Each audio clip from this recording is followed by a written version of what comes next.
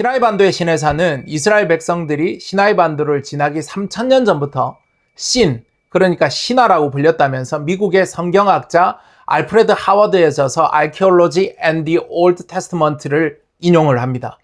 이건 전에도 제가 다른 영상에서도 다루었는데요. 김승학 씨는 알프레드 하워드의 서적을 근거로 말하는데 알프레드 하워드라는 Archaeology and the Old Testament라는 저자가 존재하지 않습니다. 이 고고학과 성서라고 번역할 수 있는 Archaeology and the Old Testament의 저자는 알프레드 헐트 교수님입니다. 이 알프레드 헐트 교수님은 성서 고고학계에서 큰 권위를 가지고 계시는 분입니다. 그러니까 이분의 권위를 빌어서 본인이 거짓말하는데 조금 마음이 불편했는지 그분의 이름을 다른 이름으로 바꿔서 소개를 하는 겁니다. 그런데 그러면 정작 이 알프레드 헐트 교수님의 저서 고고학과 구약 성서에는 이런 주장이 있느냐? 아니요. 그런 주장 자체가 존재하지 않습니다. 그 책을 다 뒤져봐도 그런 내용이 없습니다. 특히 책 2장, 3장, 8장이 아브라함, 우루, 시내산 관련 내용인데요. 김승학 씨 주장은 책에 없고 오히려 김승학 씨 주장과 정반대되는 주장만 존재합니다. 책 169페이지에서 여기 교수님 직접 하신 말씀을 띄워드릴 텐데요. The traditional identification of Mountain Sinai is a mountain now called 자발무사라고 표현하고 있습니다. 전통적으로 시내산으로 알려진 산은 자발무사다. 이렇게 얘기를 하고 있습니다. 그리고 전통의 신빙성을 지지하는 근거도 함께 소개합니다. 김승학 씨 주장은 책에 있지도 않고 오히려 정반대되는 이집트 시나이반도의 시내산을 소개하고 있는 겁니다. 완전히 김승학 씨의 주장은 저자의 이름도 가짜, 그리고 그 책에 나오는 인용도 완전히 조작되었다는 사실을 우리는 발견할 수 있습니다. 요세푸스가 시내산에 대해 언급하면서 미디안에서 가장 높은 산이다 라고 기록했다고 김승학 씨는 주장하는데요. 이게 유대상고사라는 책에 나옵니다. 유대상고사에는 미디안에서 가장 높은 산이라는 그렇게 이 산을 특정했다라는 기록 자체가 존재하지 않습니다. 미디안이라는 내용은 나오지도 않고 그 지방에서 어떤 특정 지방에서 가장 높은 산이라고만 기록되어져 있지 미디안이라고 특정한 바가 없습니다. 요세푸스는. 성경고고학 대가였던 요세푸스가 성경 말씀에 근거해서 아라비아 미디안 땅에 시내산이 있다고 주장했다고 써놨습니다. 이 주장도 완전한 역사 날조입니다. 김승학도 정동수 목사도 또 많은 사람들이 이 주장을 가져다 쓰는데 요세푸스가 깨어나면 진짜 기절할 노릇입니다. 요세푸스는 정말 그런 말 한 적이 없습니다. 장담하는데 요세푸스 책 열어보지도 않은 겁니다. 지금 보시는 책이 그 유명한 요세푸스의 책인데요. 요세푸스가 시내산에 대해 언급한 책이 유대상고사라는 책입니다. 원전에서도 당연히 김승학 씨의 주장은 없고요. 유대상고사, 유대고대사로 불리는 요세푸스의 이 저서 번역본 중에 가장 유명한 것이 이 윌리엄 위스턴이라는 분이 번역한 역본입니다. 이 책 챕터 5를 보시면, 5장을 보시면 그 지방에서 가장 높은 산이 시내산이다. 그냥 그 지방에서 가장 높은 산이다. 이렇게만 되어 있습니다. 미디안에 있다고 요세푸스가 주장했다는 건 역시 날조인 겁니다. 그리고 로마 교황청이 캐서린 성당을 세우고 거기를 성지로 정하고 아무 근거도 없이 시내산으로 명명해서 공포해버렸다는 것도 완전한 사실 무근인 주장입니다. 김승학 씨가 이 주장을 하면서 The Interpreter's Dictionary of the Bible를 근거로 내세우는데요. 지금 보시는 이 책입니다. 이 책 제4권 376페이지가 시내산과 관련된 내용이 나오는데요. 어디에도 로마 교황청 관련된 내용이 아예 존재하지 않습니다. 그리고 주 5세기 이전에는 그 어느 기록에도 이집트 시내산을 시내산이라고 부르거나 기록한 적이 없다는 사실이 자신의 주장을 입증하고 있다라고 말하고 있습니다. 이것도 사실이 아닙니다. 주 4세기에 에게리아를 통해서 이미 4세기보다 훨씬 이른 시기에 이집트 시내산 개념이 확립되어 있었다는 기록이 엄연히 존재하고 있습니다. 유대고대사라는 책을 무료로 지금은 저작권 이런 게 다 없지 않습니까? 무려 천몇백 년 이상 전에 이 기록들이 이제 쓰여졌기 때문에 그래서 여러분들이 충분히 들어가서 찾아볼 수가 있습니다. 뭐 구텐베르그 프로젝트라든지 아니면 뭐 페르세우스 디지털 라이브러리라든지 여기에 들어가 보면은 무료로 다 오픈할 수 있고 그리고 번역본 그리고 주석들까지도 다 제공을 하기 때문에 여러분들 다 확인이 가능합니다. 제가 여기 이름 띄워드릴 테니까 검색하셔서 실제 이 자료들을 한번 찾아보시기 바랍니다. 요세푸스는 아라비아 미디안 땅에 시내산이 있다 이 주장을 한 적이 없습니다. 오히려 시내산의 정확한 위치를 특정하지 않았다. 이게 사실이고요. 오히려 현대에 와서는 많은 이 주석을 쓰시는 분들 그리고 이 해석을 하시는 분들이 요세푸스의 문헌들을 기록해 봤을 때는 시내산하고 미디안과는 이 두 개가 별도의 지역에 있는 것들이 훨씬 더 타당하다라고 해석되는 케이스들이 오히려 더 많습니다. 그러니까 이게 뭐냐면 김승학 씨의 의도에 부합하는 주장을 요세푸스는 전혀 하지 않았다는 겁니다. 제가 이게 공부를 해보고 조사해보면 조사해볼수록 이분은 어떤 특정 자료를 두고는 본인이 하고 싶은 말을 해놓고 그 문헌에 대해서 진위 여부를 따져보지 않은 것 같아요. 완전히 거짓말이다 이렇게 말씀드릴 수 있겠습니다. 김승학 씨는요, The Interpreter's Dictionary of the Bible이라는 책을 근거로 로마 교황청이 일방적으로 시내산을 지정했다고 주장하는데요. 그 책에는 그런 내용 자체가 존재하지 않습니다. 그리고 역사적으로도 로마 교황청은 시내산 지정에 관여한 바가 없습니다.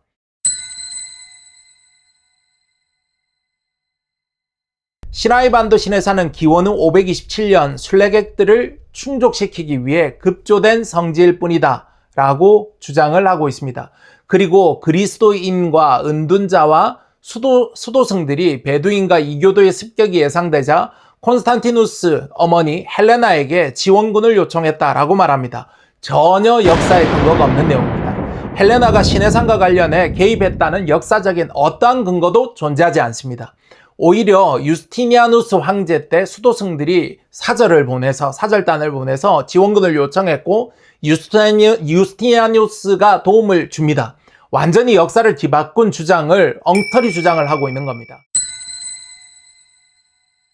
AD 5세기, 그러니까 기원후 5세기에는 어떠한 그 시내산과 관련된 공식적인 기록이 없고 이집트 시나이 반도에 시내산이 있다라는 기록이 없음에도 불구하고 일방적으로 로마 교황청이 그것을 공포하고 그것 때문에 사람들이 오늘날까지 혼선이 있고 이 오류를 로마 교황청의 어떤 권위 때문에 전혀 이야기하고 있지 못하다라는 내용을 주장하고 있습니다. 이 얘기를 좀 하기 전에 역사 공부를 짧게 좀 하고 넘어갈 필요가 있습니다. 이 로마 황제 콘스탄티누스 1세가 313년에 밀라노 칙령을 발표합니다. 그래서 기독교가 공인되게 됩니다. 그 이전까지는 기독교는 사실 금지되고 핍박을 많이 받았죠. 근데 기독교회가 공인된 게 313년입니다. 근데 393년에 그 테오도시우스 1세가 기독교를 로마 제국의 국교로 선언을 합니다. 굉장한 사건이죠. 이게 공인된 지 불과 100년도 지나지 않아서 로마의 국교로 승격이 된 겁니다.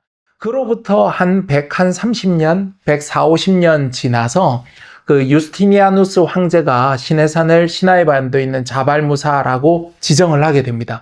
여러분들 한번 생각해 보세요. 국교로 지정이 된 지 130년, 40년, 150년 흐르는 동안에 국교였지 않습니까? 그럼 이제 어떤 역사적 변화가 일어났을까요? 로마에서는 기독교가 이제 대세 정도가 아니라 기독교 아니면 안 되는 게 됐습니다. 그리고 이교도가 되는 거였고요. 그런 분위기에서 어떤 황제가 어떤 형태의 정치를 보일 수 있었을까요? 이게 알려진 바에 따르면 여러 문헌들을 통해서 보면 유스티니아누스 황제는 굉장한 독실한 기독교인이었습니다. 그래서 왜 그럴 수밖에 없느냐? 사실은 기독교가 공인된 이후에 태어난 황제지 않습니까? 그러다 보니까 기독교인들 눈치를 볼 수밖에 없고 기독교인으로서 황제가 될 수밖에 없었습니다. 그래서 제국의 통치 자체를 신앙하고 굉장히 긴밀하게 연관시켜서 통치를 한 유명한 황제로 알려져 있습니다. 그래서 기독교에서도 아마 신학하시는 분들은 배울 텐데요. 니케아 신조 라는 게 있습니다.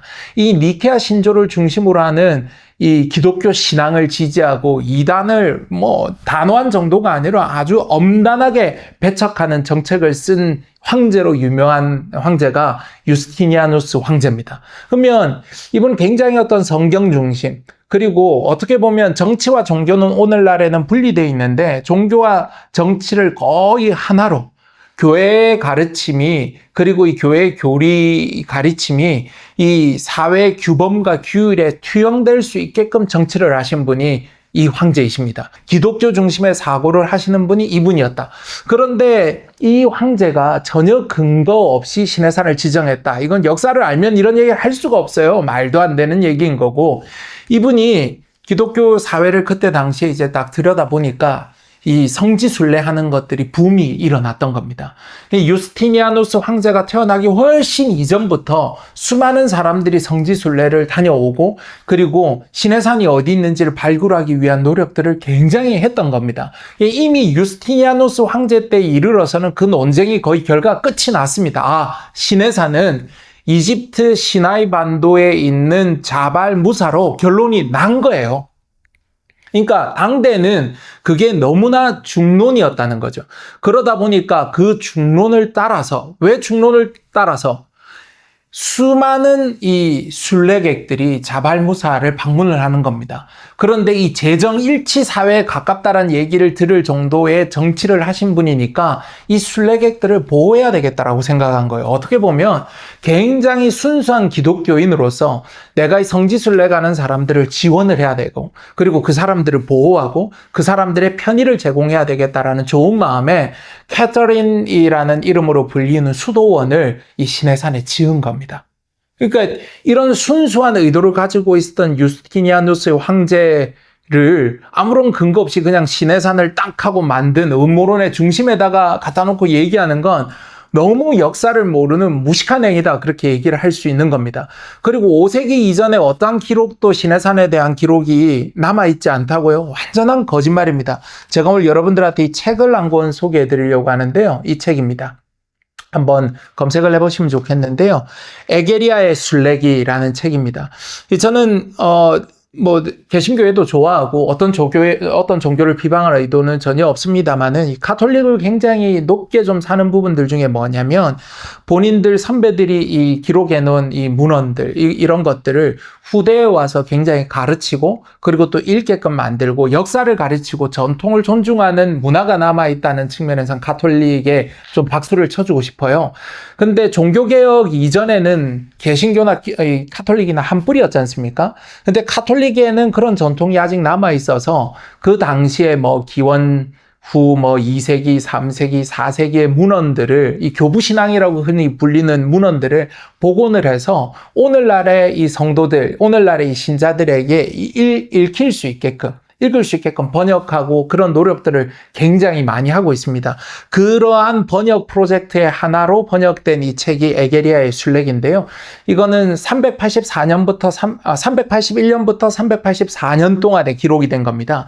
이 에게리아라는 분은 여성분이신데 이 순례자입니다. 그래서 이분이 성지순례를 다니시고는 본인이 직접 성지순례 한 것들을 기록을 해 놓으신 거예요.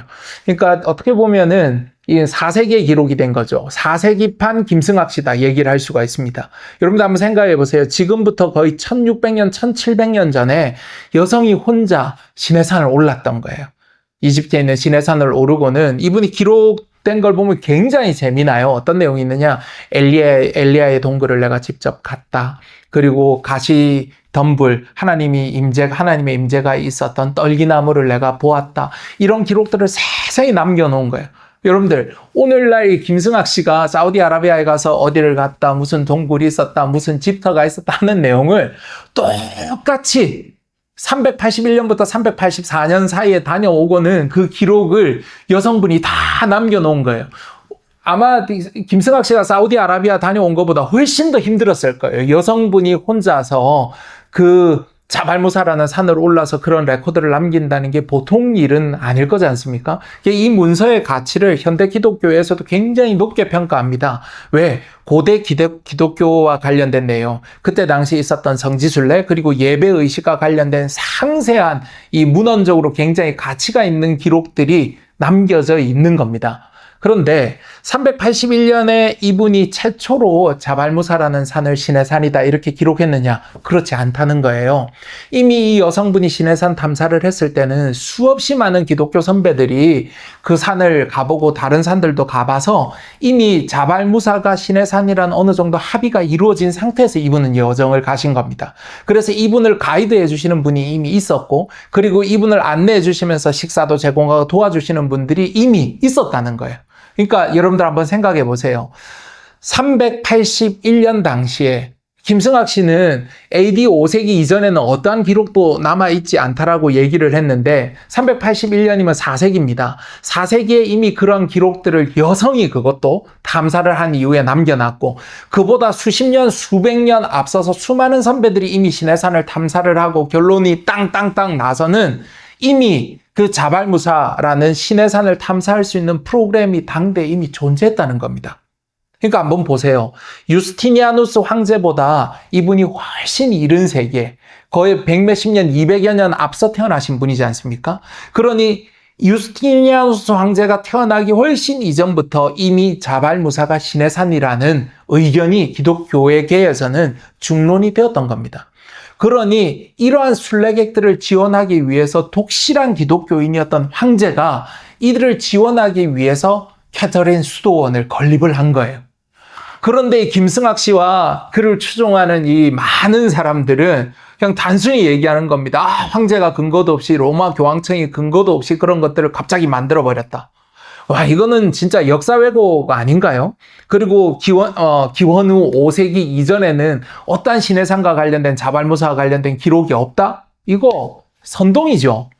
그러니까 이게 네 편을 나눠서 프레임 나눠서 서로 싸움을 붙이고 내 편은 날 지지해라고 만드는 프레임도 어떤 정도껏 해야 된다는 겁니다. 그런 부분에 있어서 철저히 이집트에 있었던 것들이 역사적 근거가 없이 로마 교황청에서 음모론적으로 갑자기 만든 거다 하는 것들은 역사 왜곡이라는 사실을 여러분들에게 말씀을 드립니다. 현대 기독교인들 입장에서도 유스티니아누스 황제는 굉장히 신실한 기독교인이었습니다. 이분이 신앙의 근거에서 당대 수많은 순례객들을 보호하고 지지하고 지원하기 위해서 시내산에 캐서린 수도원을 만들고 그들에게 편의를 제공했다는 것이 역사적인 사실입니다.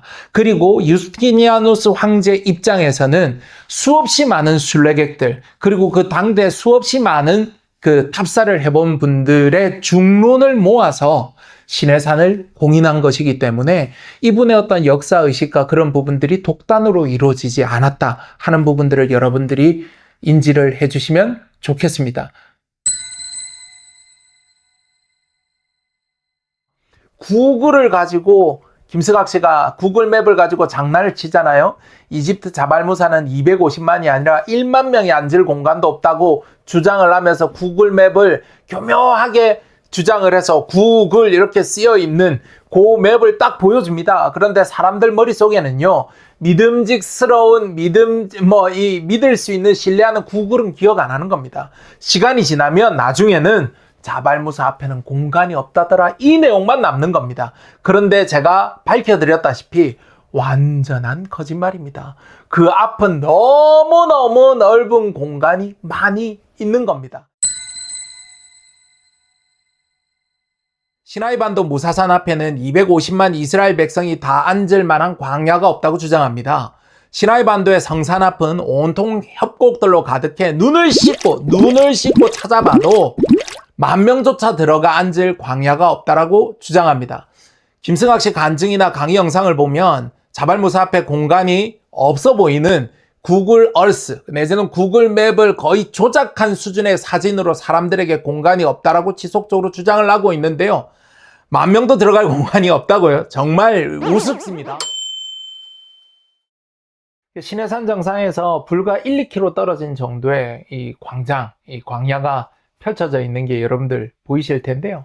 이 광야라는 표현 대신에 사람들이 일단 많이 모이니까 산정산을 봐야 하니까 광장이라는 표현을 좀 쓰도록 하겠습니다. 사람들이 뭐 바로 앞에 코앞에서 보니까요. 일단 자발무사와 가장 가까운 첫 번째 광장이 뭐 한 2km, 1에서 한 2km 정도 떨어진 곳에 위치하는데요. 이곳 넓이를 제가 측정을 해봤어요. 구글 얼스에서는 넓이가 측정이 되니까 여러분들도 한번 해보세요. 이 자 모양 버튼을 딱 누르시고 측정을 하면 되니까. 그러니까 제일 가까운 광장의 넓이가 약 400만 제곱미터입니다. 둘레는 약 20km입니다. 둘레가 20km. 그리고 넓이가 약 400만 제곱미터입니다. 이 400만 제곱미터고 둘레가 20km면 큰 거야, 안 큰 거야? 일단 큰 거 같아 보이기는 하는데 어느 정도일까 여러분들이 감이 잘 안 오실 거예요.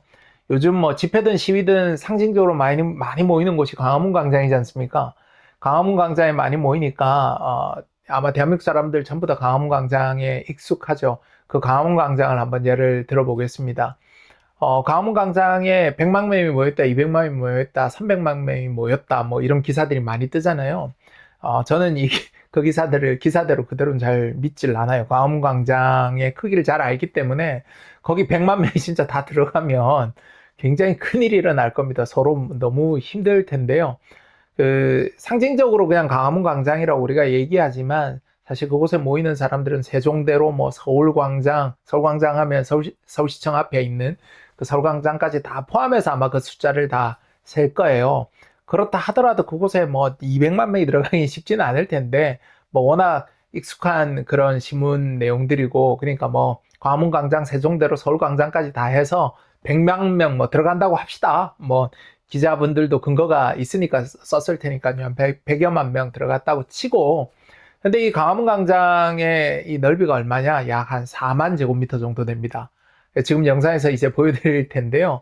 세종대로하고 이제 서울광장까지 다 이렇게 더하면 한 8만 제곱미터 정도 됩니다. 어떻게 겨우 8만 제곱미터 200만 명이 들어가지? 여러분들 이렇게 생각하실 수도 있으니까 좀 더 넓혀봅시다. 세종대로가 약 8에서 한 10만 정도 돼요. 그리고 서울광장이 약 13,000, 태평로가 약 4만, 그리고 청계광장하고 일부 뭐 청계천로, 그리고 인근 도로까지 사람들 다 들어간다고 칩시다. 이러면은 대략 20만에서 25만 제곱미터 정도 나옵니다. 굉장히 크죠? 청계광장까지 다 포함했으니까 25만 제곱미터면 어느 정도 될까? 여러분들 그 여의도에서 불꽃축제 빵빵 이렇게 뭐 엄청난 아름다운 불꽃이 터지는 것 여러분들 보시잖아요. 여의도 공원에서 사람들이 모여서 이제 그걸 보게 되는데 여의도 공원 전체 부지가 뭐 7만 평이니까 제곱미터로 환산하면 약 23만 제곱미터 정도 됩니다. 그럼 광화문 광장, 서울광장, 세종대로, 청계광장까지 합치면 23만 제곱미터입니다. 그러니까 굉장히 넓죠. 여의도 공원하고 비슷해지니까 뭐 서울은 인구 밀도도 높고 워낙 북적북적하니까 넓은 곳 찾기가 뭐 쉽지 않을 수도 있다 생각하시면 물론 월드컵 공원도 있곤 한데요. 지방으로 잠깐 눈을 들려보면 부산 시민공원이 약 47만 제곱미터고요. 광주 푸른길 공원이 120만 제곱미터입니다. 엄청 크죠. 광주에 있는 푸른길 공원. 광주 푸른길 공원은 이 8km에 걸쳐서 있다 그러니까 엄청나게 넓은 공원이죠. 자, 그럼 우리 다시 시나이 반도에 있는 자발무사산 앞으로 그 광장 부지로 한번 가보겠습니다. 제가 아까 엄청나게 큰 이 공원 얘기를 들었는데 여의도 공원이 얼마 정도 된다고요? 23만 제곱미터가 조금 안 돼요. 그리고 서울광장하고 뭐 청계광장까지 다 합치면 그 정도가 되고요. 부산시민공원 47만, 광주 푸른길 공원이 120만이라고 그랬어요. 근데 시나이반도 무사산 앞에 있는 첫 번째 광장, 제일 첫 번째 가까운 그 광장이 400만 제곱미터입니다. 근데 이게 끝이 아니고 그 근처에 북쪽으로 가면 이런 공간들이 계속 반복됩니다. 구글 얼스 자료들 다 보시는데 못 믿으실 수도 있겠어요. 왜냐하면 김성학 씨는 공간이 전혀 없다 그랬는데 갑자기 이렇게 넓은 공간이 나타나니까 여러분들 구글에 들어가셔서 꼭 한번 확인해 보세요. 광화문 광장에 사람들이 이제 시위할 때 굉장히 많이 들어가지 않습니까?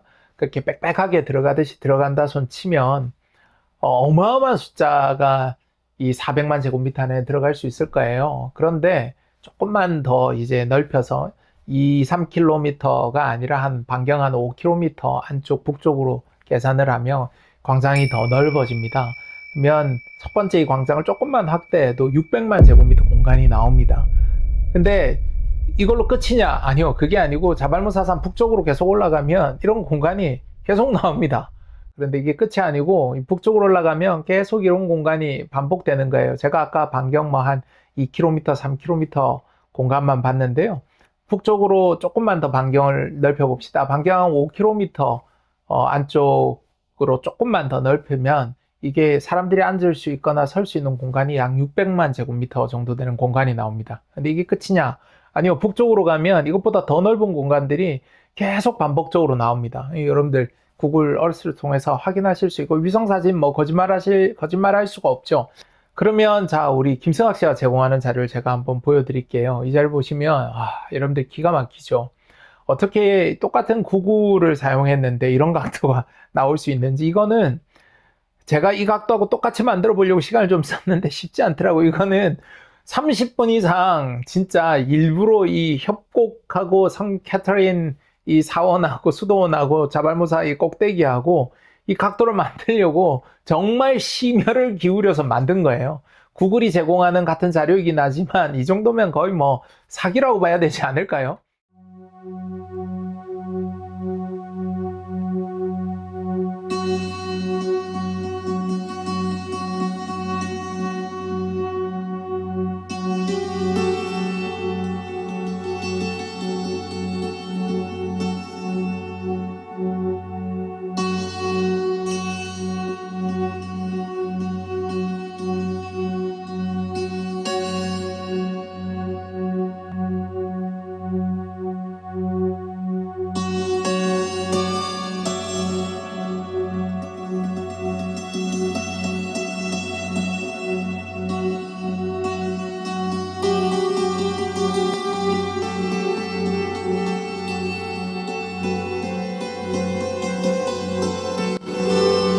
딸기나무 245페이지에서 김승학 씨는 2002년 8월 9일에 시나이 반도에 있는 무사산을 올랐다고 하고 있습니다.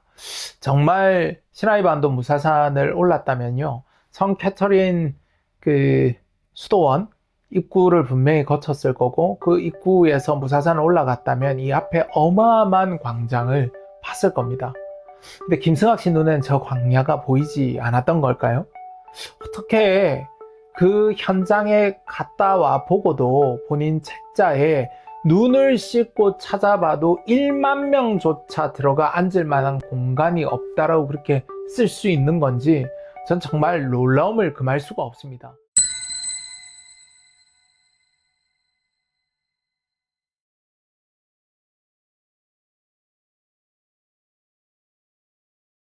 첫 번째로 시나이 반도는 당시에 애굽의 땅이었다는 제목으로 두 가지 주장을 김승학 씨는 합니다. 그중 하나는 시나이 반도는 이스라엘에 의해 1967년 침공당하기까지 외부인으로부터 침략이나 점령을 한 번도 당한 적이 없는 애굽, 그러니까 이집트 땅이었다.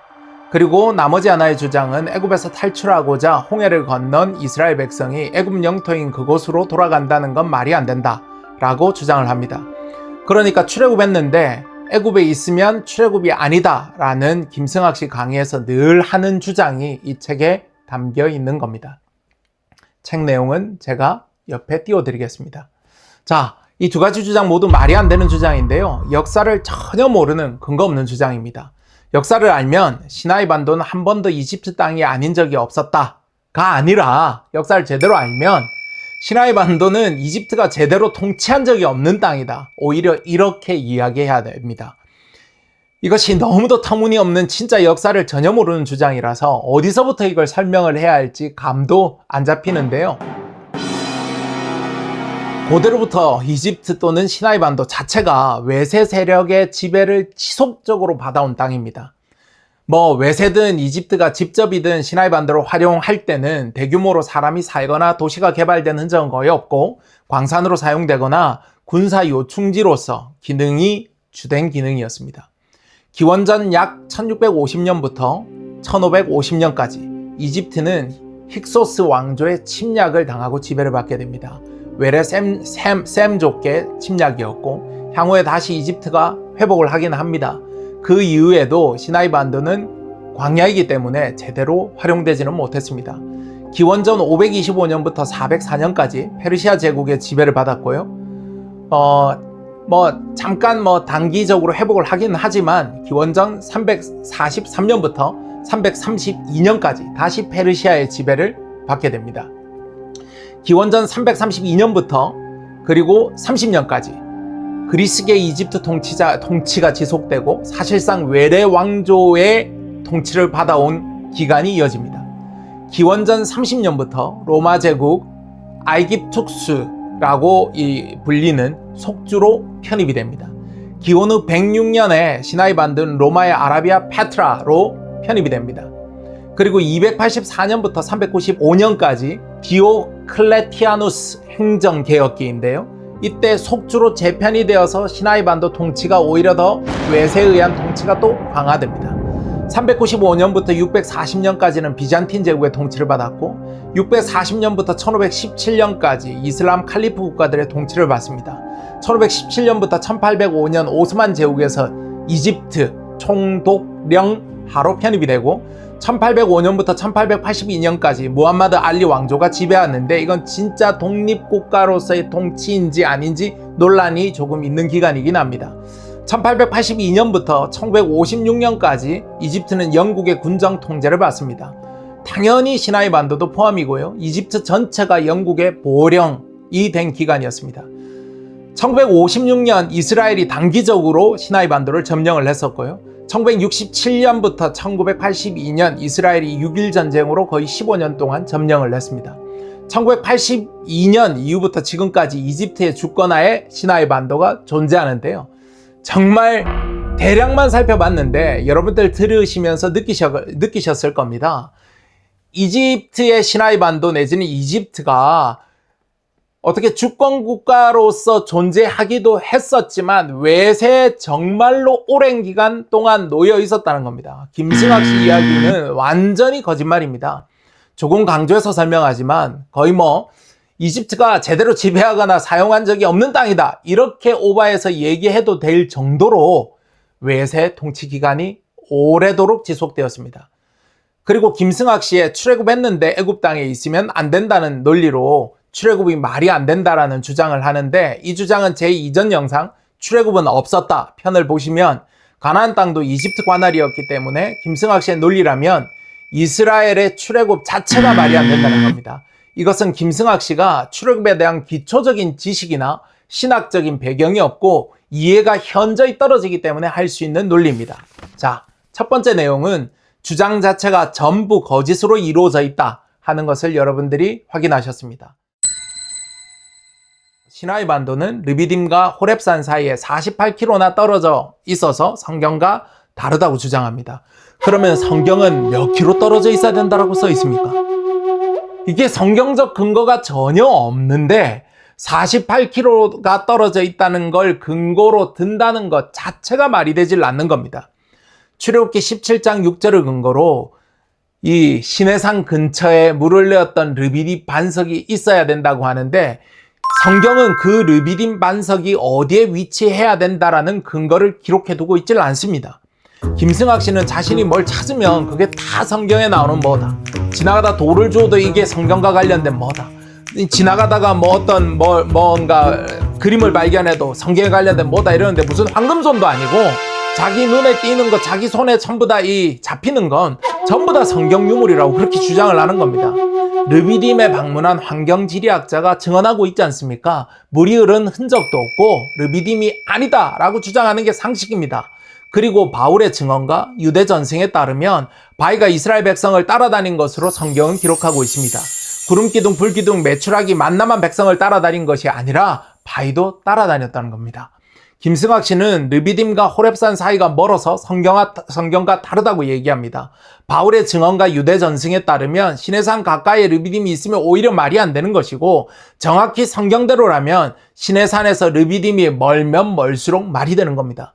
그리고 시나이 반도는 어떤 바위 하나가 르비딤으로 정확하게 지정되는 그런 바위가 없습니다. 주로 오아시스 지역이 르비딤 자리가 아닌가 하는 추정 정도이지 어떤 특정 바위가 르비딤이다 이렇게 주장되는 바위가 시나이 반도에는 없습니다. 이게 이해가 안 되시면 제 영상 중에 르비딤과 관련된 영상이 있으니까 한번 보시면 되시겠습니다.